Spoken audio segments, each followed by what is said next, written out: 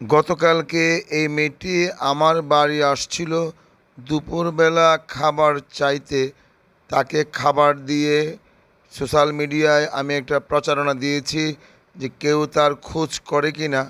সন্ধ্যা প্রভৃতি কেউ খোঁজ করে নাই। তারপর তাকে রেখে দেওয়া হয়েছে। আমি এই অনেকদিন থেকে চিন্তা ভাবনা করছি একটা এতিম আশ্রম ঘর খুলব। তো এই মেয়েটিকে দিয়ে উদ্বোধনী শুরু করলাম। মানবিক লিটন ভাই এতিম আশ্রম ঘরের প্রথম এতিম বসবাসকারী এই মহিলা, এই মেয়েটি। তাকে রাখার চিন্তা ভাবনা করছি। সরাইল থানা অফিসারের সাথে কথা বলেছি এই ব্যাপারে, উনিও সায় দিয়েছেন যে আপনার কাছে রাখেন। তো আপনারা যারা এই ভিডিওটি দেখছেন সকলে শেয়ার করেন, তার অভিভাবককে পাওয়া যায় কি না। আপনার একটি শেয়ার তার অভিভাবক এই মেয়েটিকে পেতে পারে।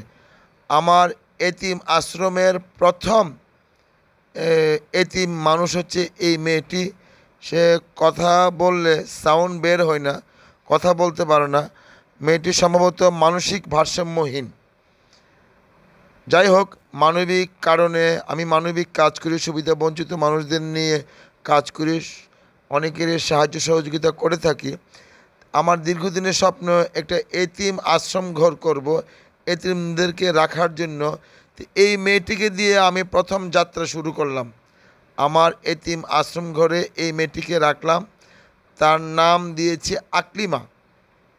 আপনারা এই মেয়েটির পিতামাতা যেহেতু এই মেয়েটির সন্ধান পাই, আপনারা শেয়ার করবেন। আকলিমা নামের এই মেয়েটি আমার এতিম আশ্রম ঘরে আছে। সকালবেলা নাস্তা করালাম, তাকে ডেকে হোটেল থেকে নাস্তা নিয়ে